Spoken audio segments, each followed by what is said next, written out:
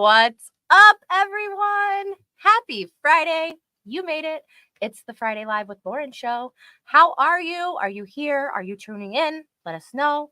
It's not an audio event. We don't know if you're here. If you don't, drop a comment below. I have 2 guests for you today.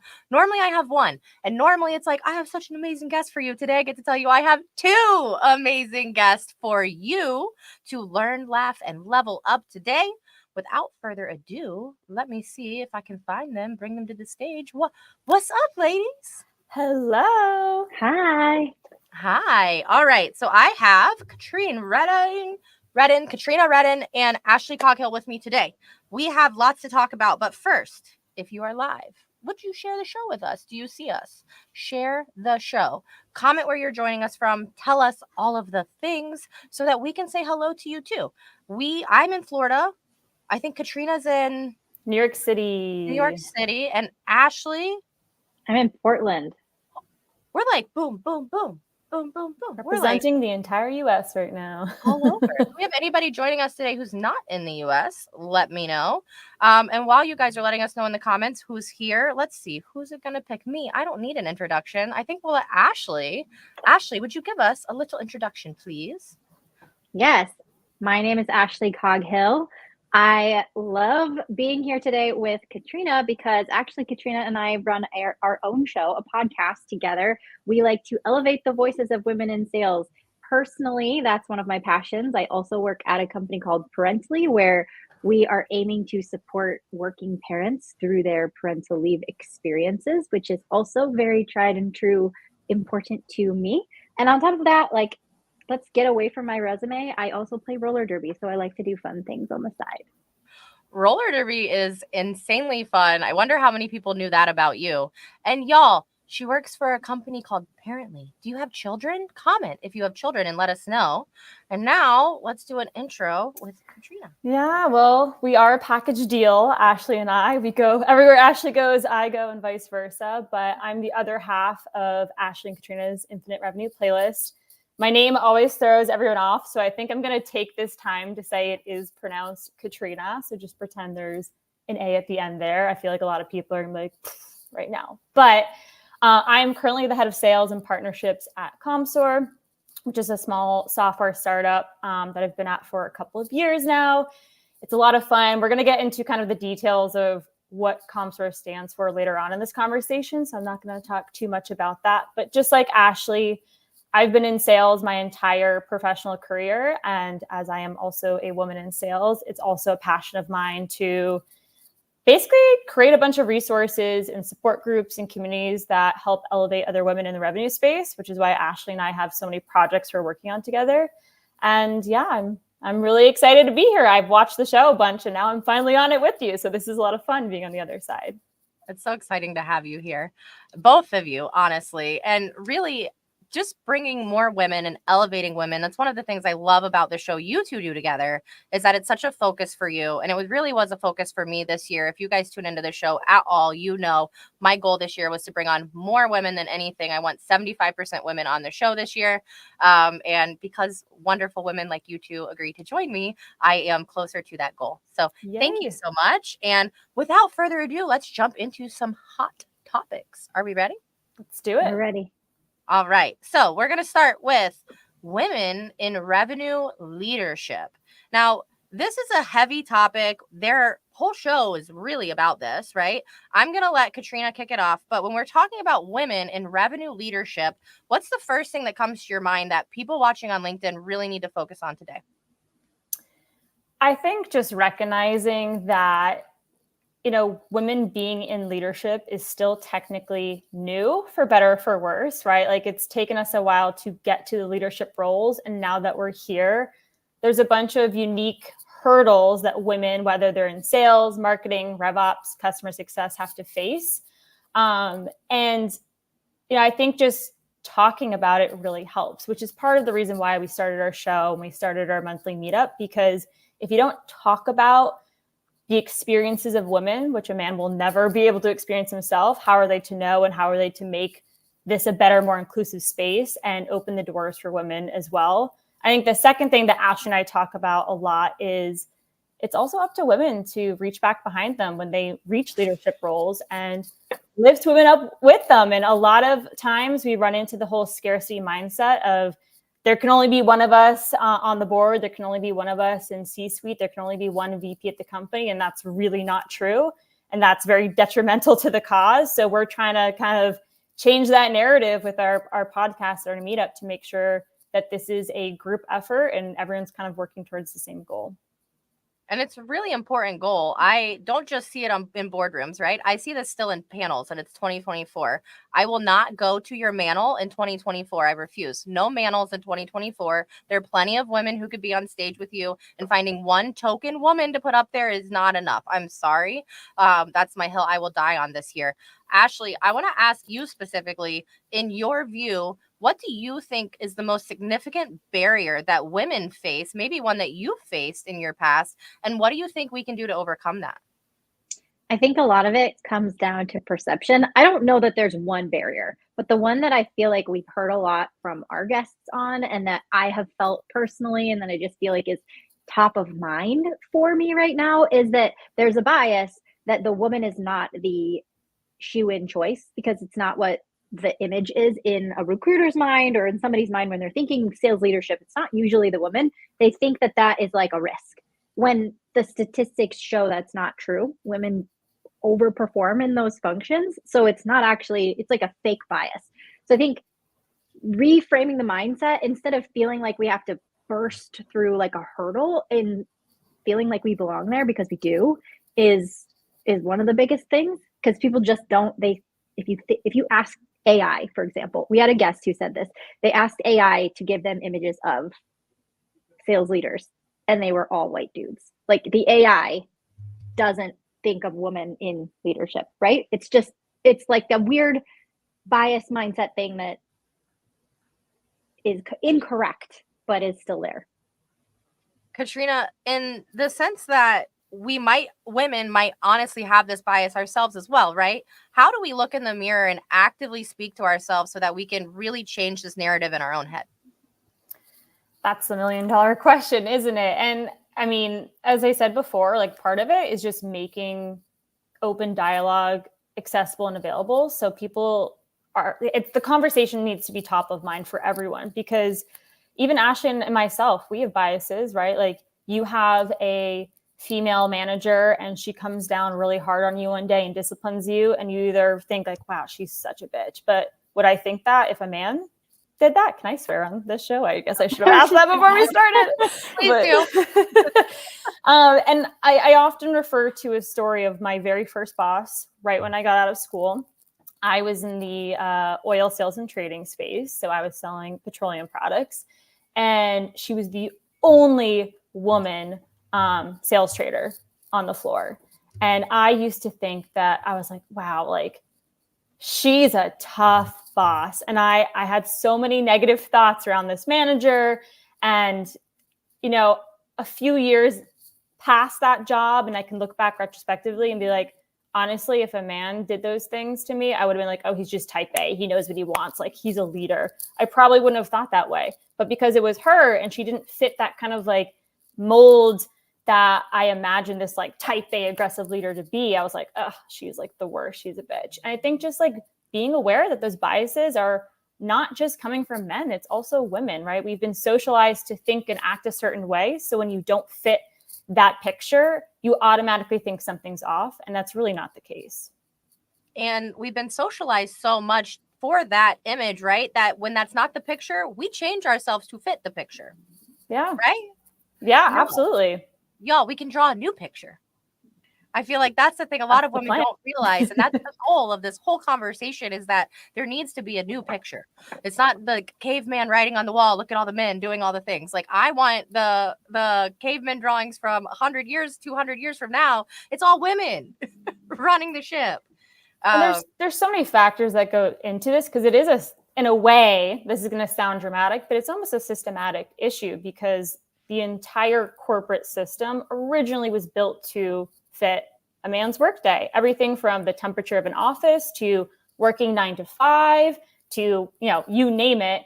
And I'm going to reference a few amazing ladies we've had on the podcast, but Chrissy Manzano, who's the CEO of Blueprint, often talks about how even just hiring for sales roles is built specifically to hire men for those roles. So if you want to fix getting women in and having them succeed, you first have to start for how are you even attracting people in the first place? And then Jesse Shipman, who is also a founder, talks about we got to go even a step further back and look at like, how are VCs handing out money, right? Like, what is it? Less than, I think, around 2% of all VC funding goes to female founding teams. So like, there's so many factors that need to change to eventually equal the playing field. Like, it gets a little overwhelming. And so we always say, like, you just got to start with one small thing, which is yourself. Like, how can you as an individual help a young woman entering her career on your team either level up her career or open a door for her when she's not in the room? Yes. And one of the ways you can open up the door when she's not in the room is by speaking her name for that promotion, for that next step, or singing her praises for the thing that she did when nobody was looking, right? I think that's another thing I find women often don't take credit for a lot of the things that we do accomplish. It's just like, it was just part of our job. We got it done. But if it was a man, he'd be like, oh my God, look at me. Look at all the things I accomplished today. No, like we don't take enough credit for some of the things we do as women. And I think that I've noticed that from a lot of the women that I speak to in recruiting, they don't want to brag about their accomplishments. They don't want to be the one in the room who's the loudest. But newsflash, the man's going to talk about how amazing and he's going to be very loud. So you need to be a little bit loud so that you can actually be that voice that's getting heard. I think Go ahead. It's also important to call out that we don't hate men, just to caveat with that. And also one of the things that we did talk about in our podcast with Leslie Vanetz is that if you ask men who want to be allies, which that's sometimes who needs to say our names in the rooms we're not in, are men. So we need men to help us, and true allies are going to bring us up.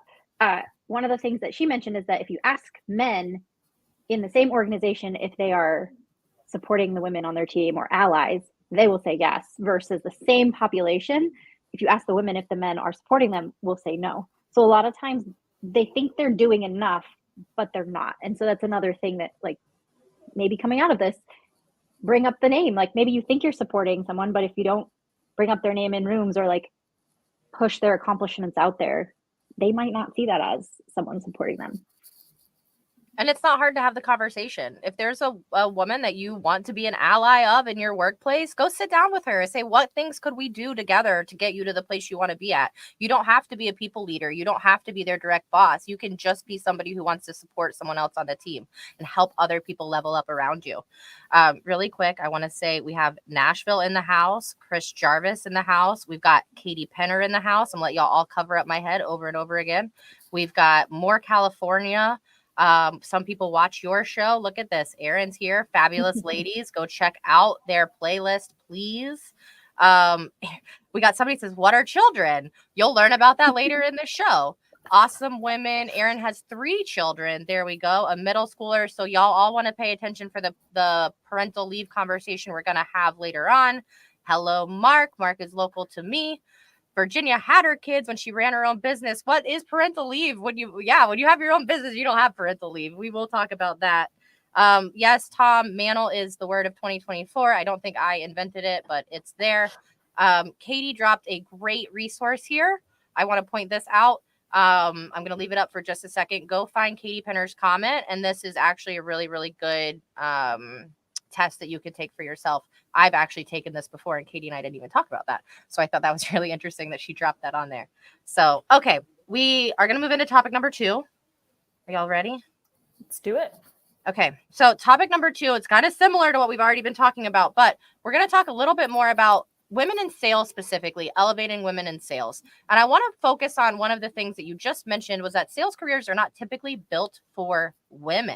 And this is true. I remember when I was interviewing for a director of sales role, and one of the topics came up of how much are you going to be willing to travel? We know you have a child.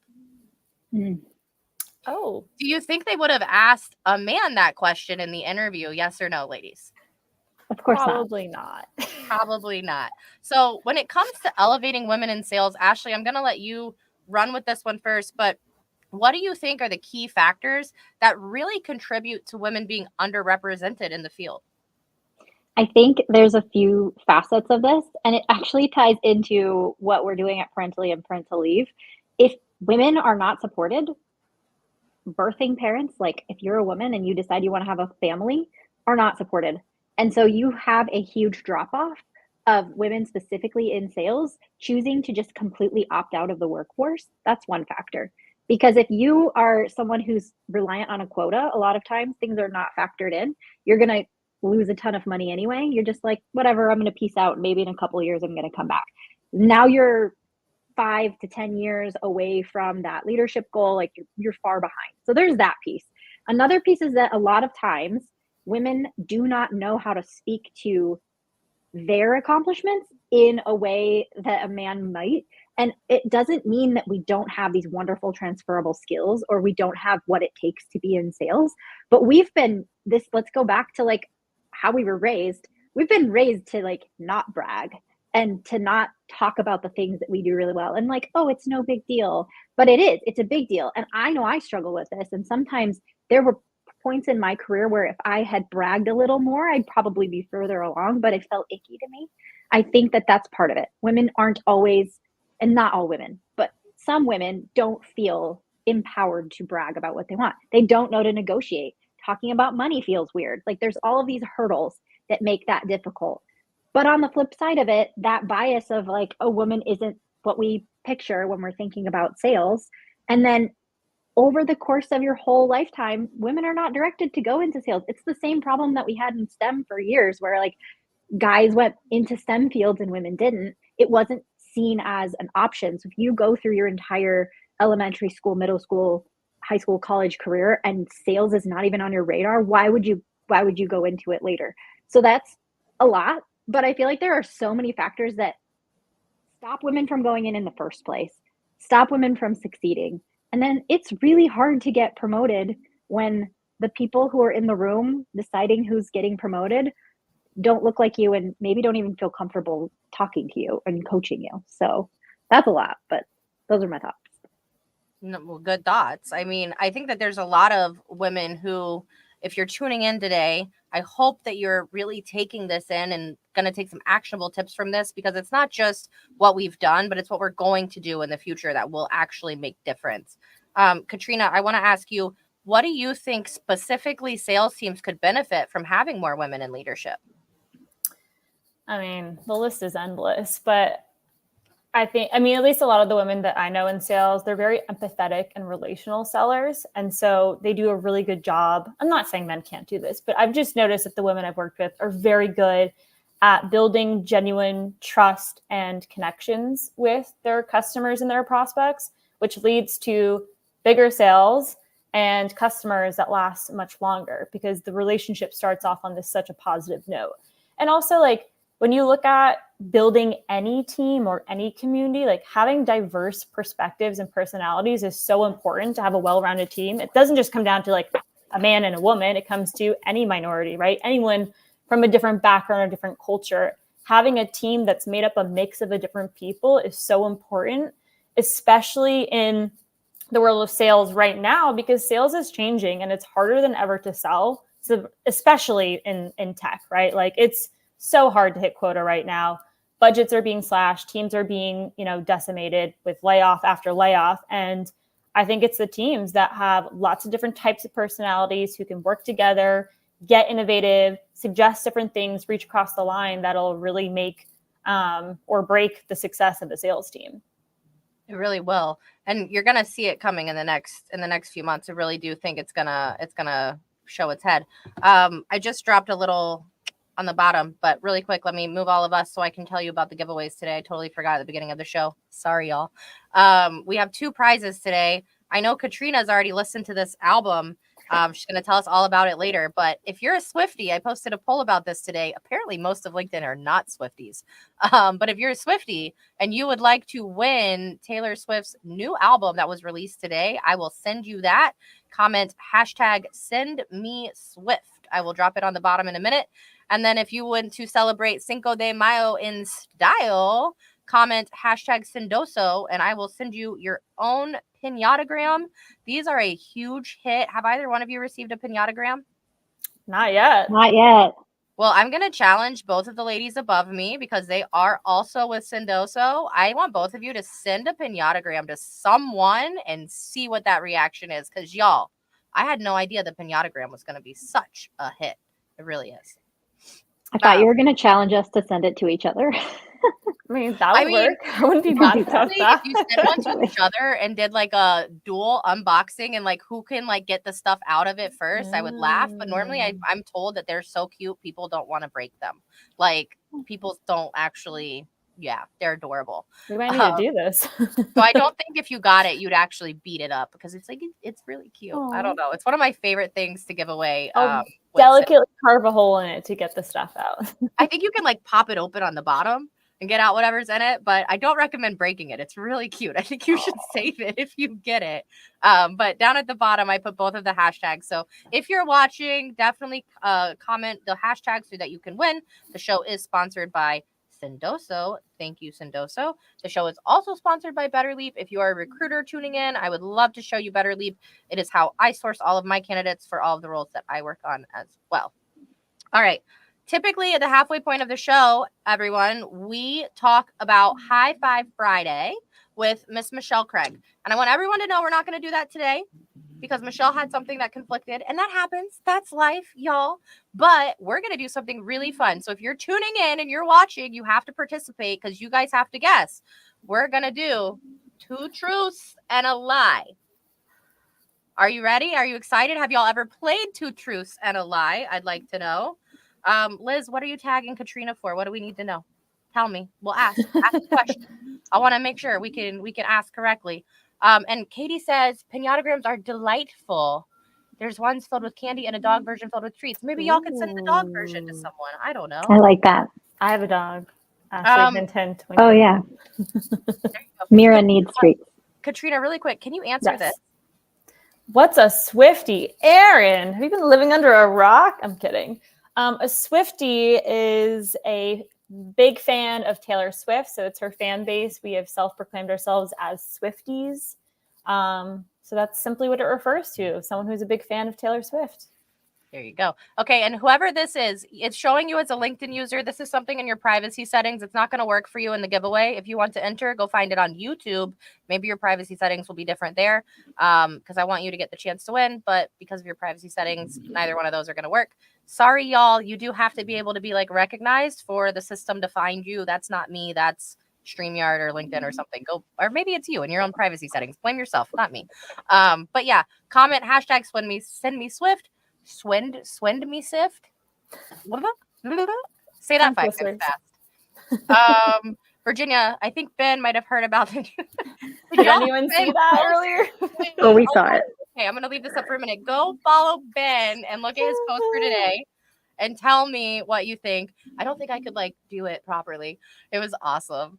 Reenacted the Tortured Poets Department album cover as Taylor Swift. It was a masterpiece. Masterpiece. Okay, here's the question.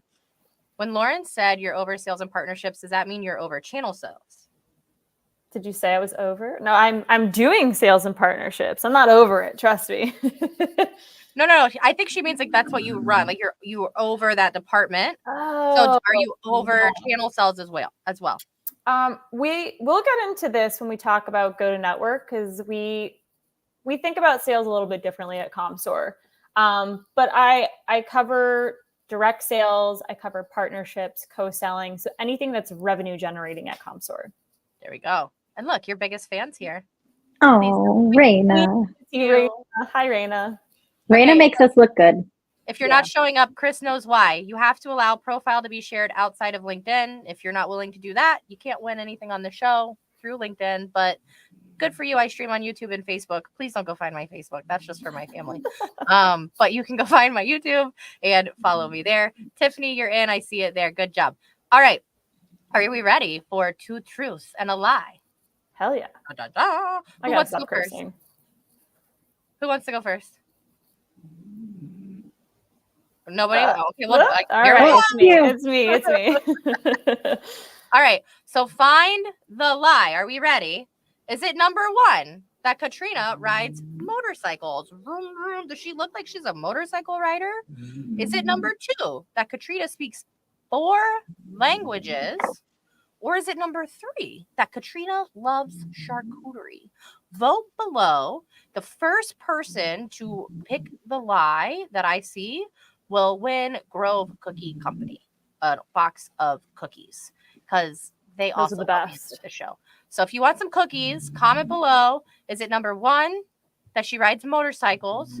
Is it number 2 that she speaks 4 languages? Or is it number 3? Oh, Tiffany's first. Tiffany number 2. That's the lie. All right. Tiffany Smith is the winner. Oh man. Even It my took a brother's minute for them all to jumping pop in. up, and then they all started popping up. Raina came in second. Andrew, that's not correct. Mac says all of them are lies. The truth is that she's a serial liar. Mac, maybe you should send her some cereal for her serial lying problem. Kate knows The it's things number that 2. happen when you work with your brother. Here we go. Okay, I love it. So, who was first? I said it in the show. Tiffany, message me, send me a DM on LinkedIn, and I will get you some Grove cookies from Grove Cookie Company. And all right, Ashley's gonna go next. Let me find Ashley's. Are we ready? On your mark, get set, go. 1, is Ashley half adopted? Number 2, does Ashley have 3 children? Or number 4, does Ashley hate cilantro? Where's the lie? 2 of these are true. 1 of these is a lie. Who's going to pick it first? Let's see. Let's see. It takes it a minute to come on my side.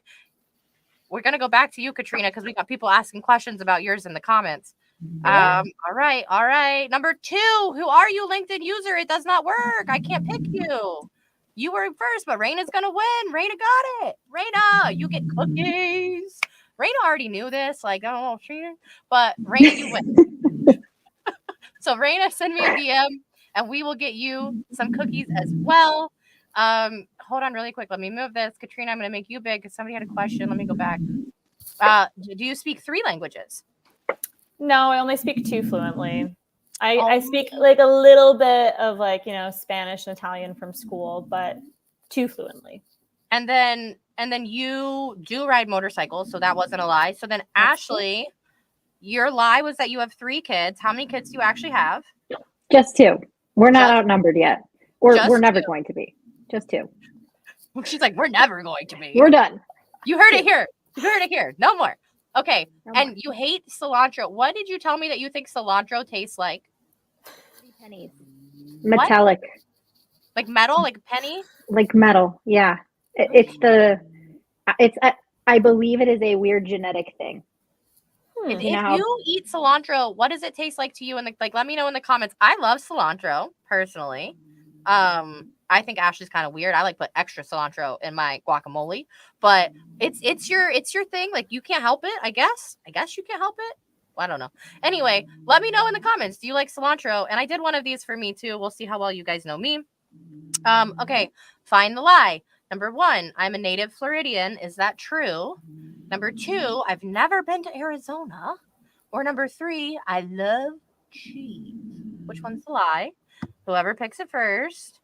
Let's see. Ashley, Katie says that's like a gene you have. It is, yes. Okay, so it will show up on 23andMe, is what I've been told. No way. Yeah. I don't know about that. Reed is saying that in the comments, that it will come up on 23andMe if you have that. Okay, somebody says number 1, that's the lie. You were wrong. Okay, Andrew Stout got it first. Number 3 was my lie.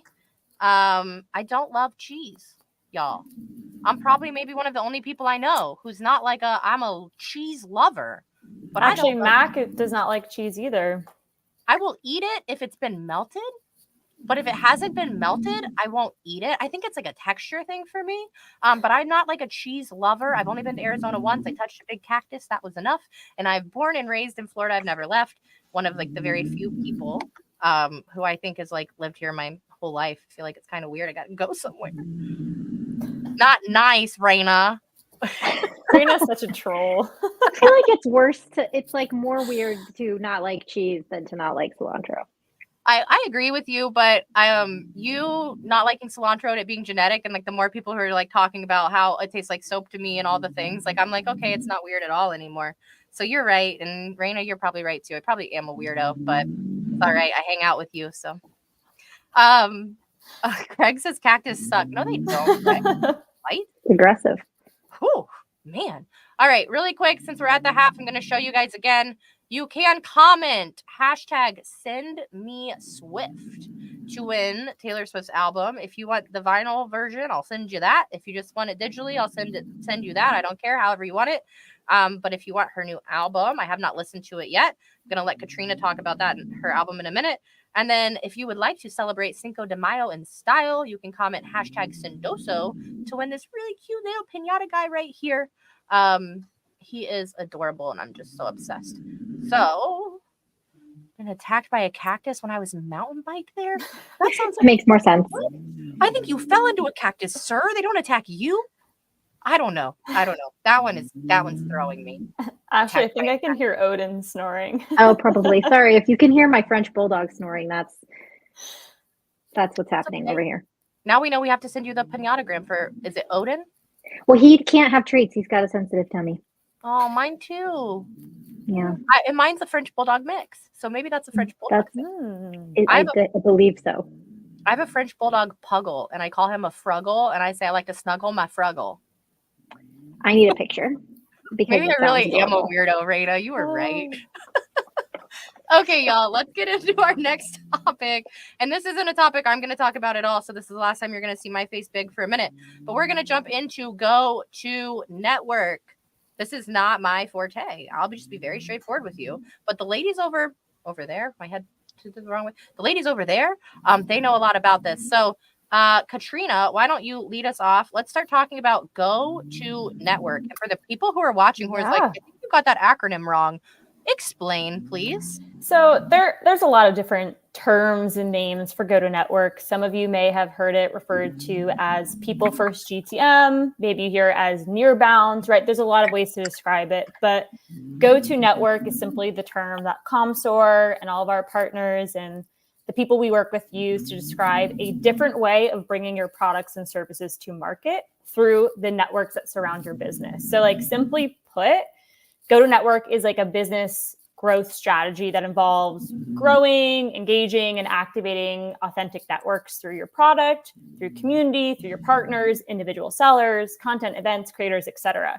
So it's all about building genuine connections and relationships, and again, investing in your network, and then asking for a sales demo or getting a referral or intro or getting a collaboration opportunity. So it all leads to the same thing, which is like bringing your products again to market and creating product awareness, but it's doing it in a less direct selling motion way. So that's the general way of describing what it is. How would you say that it's like specifically affected your career in sales? That's a great question. I think I've been deploying principles of Go to Network long before I even knew what the term was. So I first started my sales career at a company called Aegean, which no longer exists, but as I mentioned earlier, it's in the maritime shipping space. And I was specifically working with the sales and trading team selling different petroleum products to different ships and ports around the world. And LinkedIn does not exist in that space, right? Like I had no idea that LinkedIn was more than just something that you made when you were in college because you wanted to get a job one time. Because every single sales relationship started by actually going to meet someone in person, getting to know them and building a relationship, or attending an event and meeting people and networking. That's how you secured your book of business, because then those people, you could either pick up the phone and call them, or they would call you and a transaction would happen. Then I shifted into the world of tech. And I'll never forget, in one of my first interviews at a tech startup, they asked me, they were like, so how would you go about finding new clients? And I was like, I would attend the events that they're at and I would get to know them. Like I had no idea that LinkedIn was even a place that you could mine information about your customers. And they were like, why wouldn't you just look them up on LinkedIn? And I was like, oh, well, because the customers that I've dealt with were never there.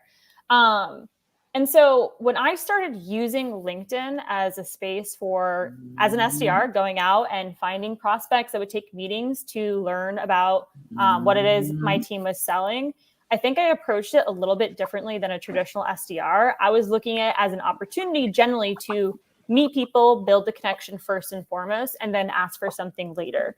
And I always had by far the lowest activity out of everyone. And I still had the highest close rate, and I still had the highest meetings booked rate. And I remember our CRO, who was based in Paris, visited one day, and I was probably 6 months into the job. And he was like, what are you doing? Because I don't understand how you're booking so many meetings and you're not doing that much work. I was like, I am doing a lot of work. I'm just doing it a little bit differently, which is I was posting these dumb SEO memes on LinkedIn that I knew the SEO people would see and think was really funny and interesting. I was sending them resources without asking for anything. I was getting virtual coffees with them in person. And so I started building this network of people in my space kind of accidentally. And then it kind of just like had this compounding effect where later on, of course, when these people were ready to buy, they automatically considered me as an option because I already had a pre-existing relationship.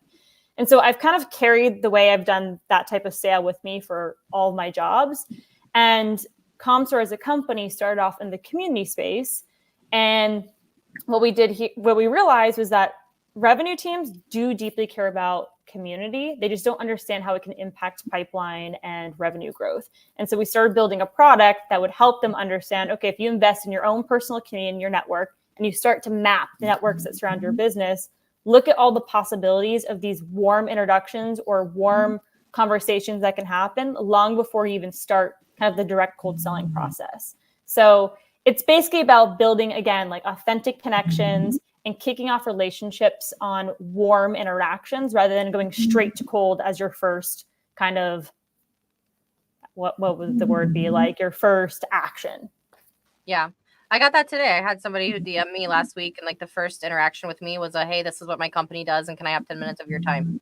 And today it was is there anybody better at your company to speak to? And I was like, no, actually there's not. It's just me. And your first message was a pitch, and I want nothing to do with you. Thank you. No need to. The good old pitch slap. If you pitch slap, that's the easiest way to get removed as a connection, in my opinion. But I want to ask, and either one of you can take this one. I don't know who wants to answer this, but I think that a lot of people watching say, okay, this makes sense for somebody with a big network, right? Like people who have been doing the work and already have kind of the connections, and it makes sense. You have these maybe mutually beneficial relationships, but what if somebody's starting and they don't have that many connections on LinkedIn, or they don't feel like they can provide that much value, and they want to take this approach, but they really don't know what to say or how to start? What advice would you give someone maybe in the earlier stages of this process? Who wants to take it? I feel like I'm going to be talking a lot on the next topic, but I can definitely help a little bit with this because I think that person benefits even more from this than someone who has a huge network, because all it takes is one introduction from someone who's like, oh, you're new and you need some help, and like you lean into being new and you say like, oh, there's a person who's in the role that I want to be in, like I'm going to go befriend them, and if they need help, like we'll coach you on what to say, but like ask for some help. And then that one person has a whole network that you can plug into. So it's not about like, I have to have all of the connections on myself. It's about making relationships with people who can help you and who want to help you. Like this doesn't work if you're an asshole, like full stop. You have to be someone that people want to help, like just in general for this to work. But I think that person benefits from this even more than someone who's got 10,000 million followers.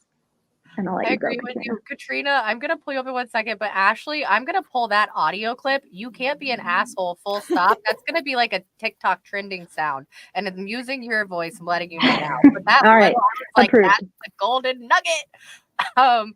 Katrina, what do you say to people who are earlier in their careers?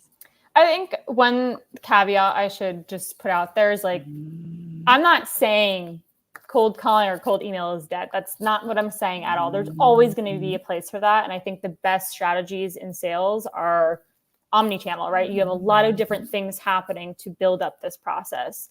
But for the people that are just starting off, as Ashley said, like it's not necessarily just about you, right? Like your advisors, your investors, your leadership, the people on your team, they also have a network and they can start introducing you to people, especially if your entire team adopts this go to network mindset. But I think a really simple way for a newer like SDR AE to start joining communities where people that are relevant to you in your space, whether it's someone with similar job title to you or someone that you want to sell to, join the conversation without trying to sell it first, right? Like really just learn, like, what are they talking about? What do they care about? Start meeting people. There's a million online communities for literally every industry that possibly exists. And a lot of them are free. So it's a really good place to start. And I think also asking people on your team or in your leadership, do you have someone in the space that you think is worth meeting, right? And then when you get to know that person, do you know someone that's worth meeting, right? And like, if you just start meeting people and kind of keeping up these relationships, it's amazing the doors they'll be opened later on.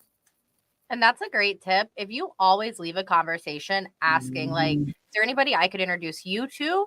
People will always offer that back, right? Like, not always, but 99% of the time, if you're the one who's like, what else could I do for you? What else could I do to support you? How else could I? And you're the one, like, not asking, but really, sometimes people say this to me and I'm like, oh my God, I wish I had an answer. What could I use? And that's the other thing, people. If somebody offers this to you, take them up on it, right? Even if it's I don't know right now, but let me think about it and get back to you. Because if they've given you that genuine offer, they do want to support you and they do want to help you. And this is one of the instances where we don't help ourselves and we don't make the ask. Sometimes I get off a call with a job seeker that I had for free and they said, how can I support you? I'm like, if you could leave me a quick review, that would really help. Well, the second they say that, I'm like, you know what? In my head, it like triggers this. Okay, not only did I chat with them and they were a really good person and they're willing to help me more, let me figure out a few other ways that I can help them. And now throughout the week, I'm looking and, oh, well, they were a project manager. I see a PM role run across my feed. I'm DMing it to them. And it's those little now I can't even speak, but it's those little actions, right? That really make this whole go to network thing work. Somebody commented, I don't know who you are, I'm sorry. Networking is friend making. And I agree with that, but I think that it's got to be almost even more genuine than the people that you meet in real life, because you don't have that level of like realness that if I'm sitting next to Ashley and I can feel that Ashley's like not into it, like I can literally feel it in the room with her. But if we're on a Zoom call, I might not be able to tell as much. So I think that you have to work twice as hard for a Zoom when it's friend making, right? Especially when it's online. But Liz also is very great advice. Be intentional about the network you build. Intentional. Do you guys ever go through and remove people from your network? How often do you prune your network? I don't. I mean, unless someone is posting content that is like very out there or polarizing, I don't remove people. Okay. Ashley, do you ever go through? Unless you go out of your way to do something that I'm disagree with or you pitch slap me, I'm not usually like intentionally going through and pruning, but I'm also not at 30,000 connections. So I'm sure that at some point that will be more important. But I'm not there yet. Yeah, I don't necessarily do it specifically like what you guys are saying when I see content or something. I mean, I'll unfollow or whatever, but I specifically have a time block on my calendar every month where, and I'm not at 30,000 connections because I am intentional about my network, but I have a time block where there's people I'm connected with from high school. Sorry, y'all, I'm never going to be able to help you at all. That was when I was building a resume here. I don't need you in my life anymore. No offense. Didn't like you then, probably don't like you now. Also, I have people from industries that I'm not in anymore, right? So does it really help me to have 3,000 connections in hospitality? I'm not recruiting in hospitality. I'm not working in that field anymore. Probably not unless I need a great hotel discount, which I did DM someone for that a few weeks ago. But Amazing. Other than things like that, like, no, I don't need those people as first level connections, and my content can go to more people if I remove them. So I do take time every month to really look through my network and try to remove the people that I don't think would benefit from my content. And I think that that's what I look for. I want people who are in my network who can benefit from what I'm posting. So it's not really about the 30,000 connections to me. I know obviously I'll hit it eventually. But it's just really about, if you're not going to take something away from my content, why are you here? I think another good tip is anytime you connect to someone or someone sends you a connection, and my entire team does this, we'll literally say like, hey, thanks for the connection. Like, was there a specific reason why you wanted to connect, or can I help you with something? Mac, our CEO, even does this fun thing where if someone sends him a connection, he's like, hey, is there anything specific you wanted? If not, like, happy to send you a dino fact. And that has kickstarted so many amazing relationships just from that little interaction of being like, trying to be intentional with adding people into your network, right? I remember getting my dino fact. Do you remember which one it was? I could probably find it pretty quickly. I really don't. It was something I couldn't pronounce because full stop, I went to a school where we didn't learn about dinosaurs, so I don't know a ton about dinosaurs. So y'all probably could like really give me a lesson on that. Went to a little private school, and we didn't learn about dinosaurs because I guess to them they weren't real. But Max says tactics are temporary. Your network is forever, and that's so true. Hold on. Did you know velociraptors you've seen in modern media are all wrong? Tell us why. There's the follow-up. There it goes. I already know the answer to this, but we'll let him answer. He'll answer.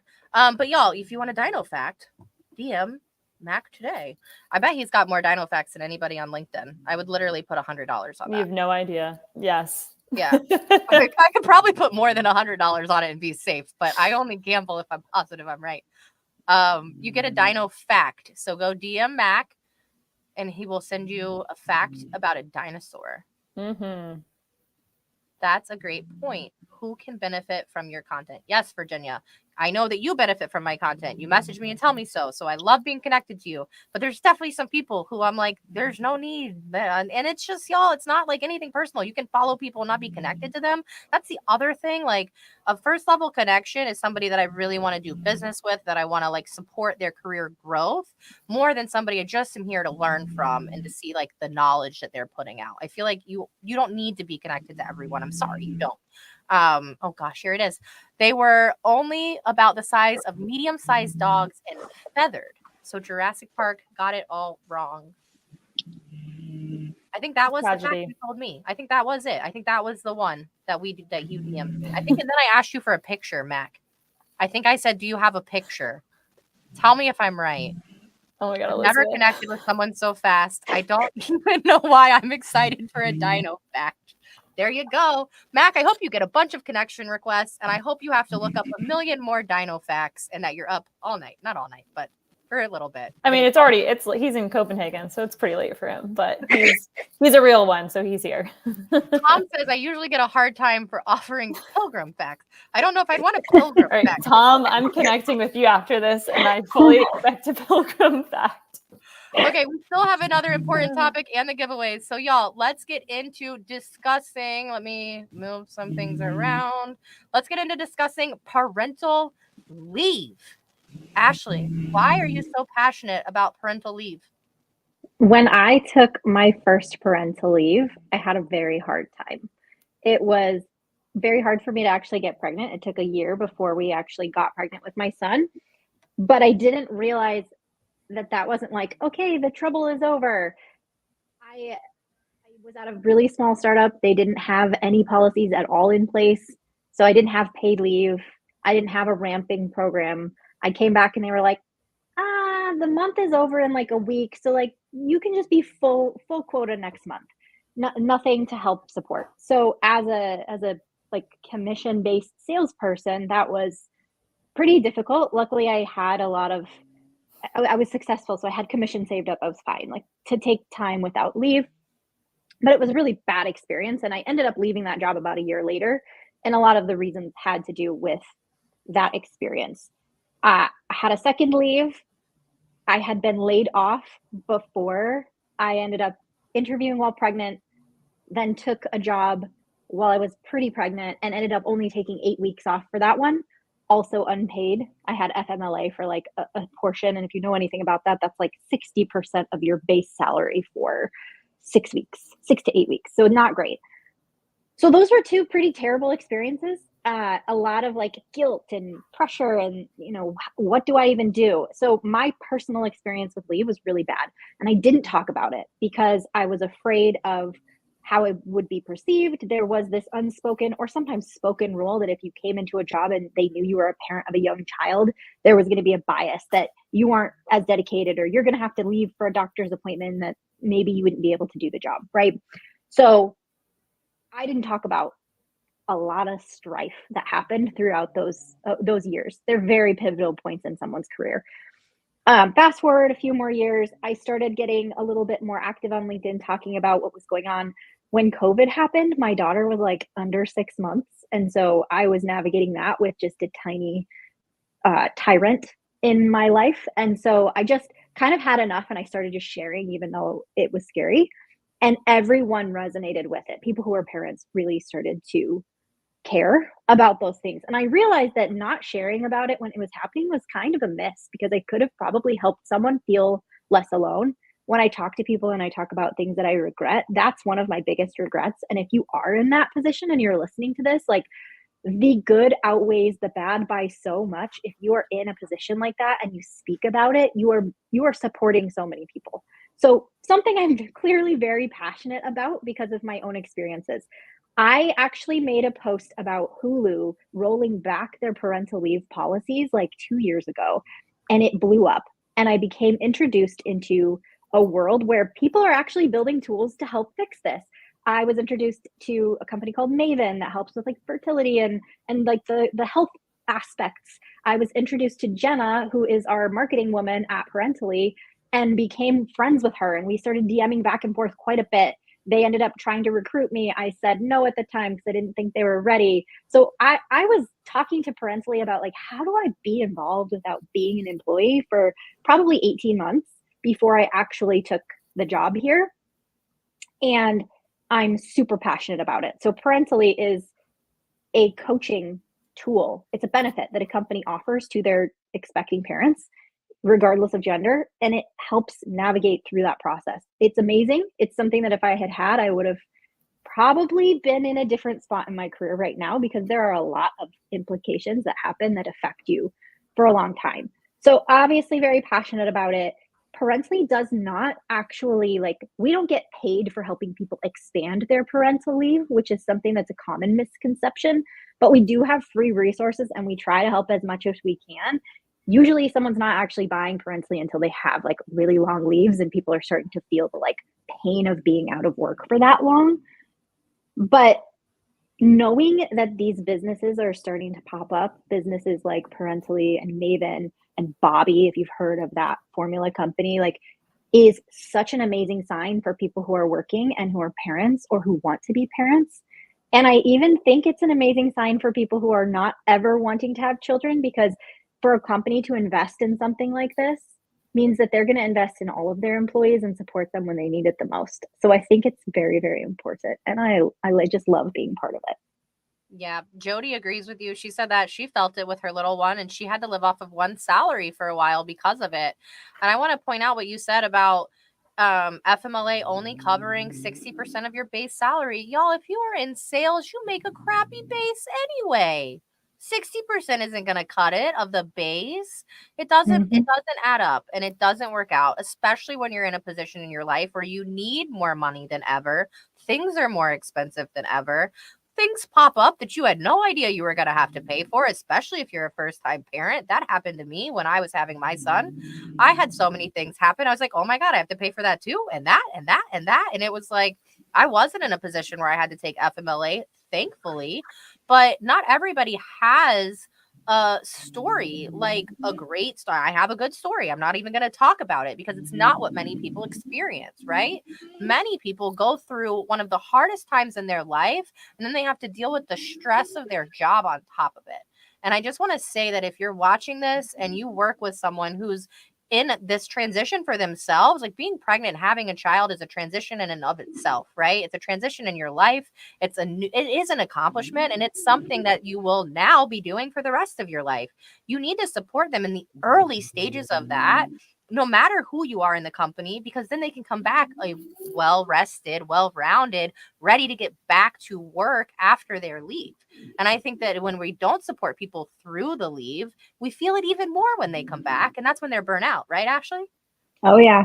Burnout is one of the big, like, if I were to sit down and try to pitch somebody Parentally, there's 3 things that would be like the problems we solve. Burnout is one of them. Like team burnout, coverage, business impact. Those are real things. And it's actually funny. There are stats that parents don't usually quit right after their leave. They usually wait for like a year and then they leave because they come back, they don't feel supported, they're super burned out, but they're like, I have a child, I have to pay for it. So I don't want to rock the boat. I don't want to leave. And then it finally gets to the point where they're not even usually leaving for a raise. They're usually leaving to take a lateral move because it's easier to go start somewhere else where you don't have like all that head trash from feeling a certain way about going through leave. And potentially sometimes there's people on the team that are like, why would you need to take a day off to take your kid to the doctor? You just had a 4-month vacation, which is not real.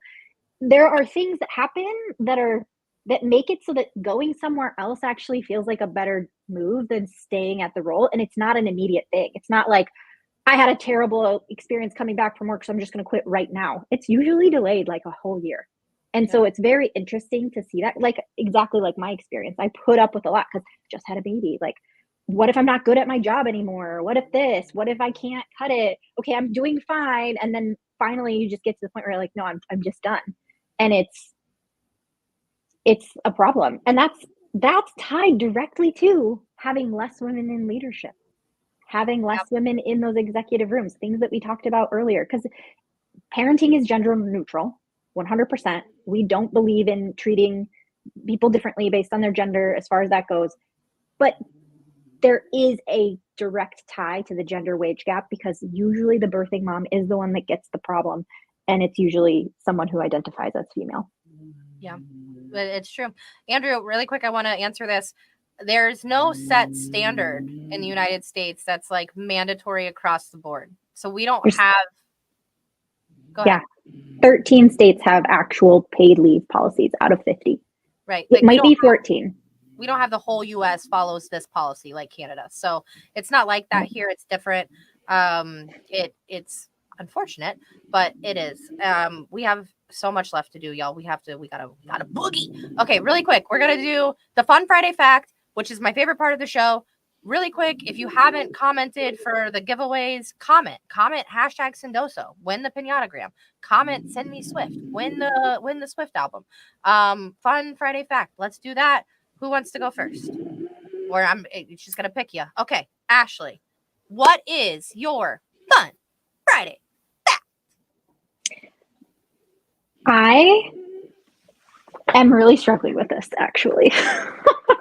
I know that we prepared for this, but I didn't write anything down. I just wrote Fun Friday fact.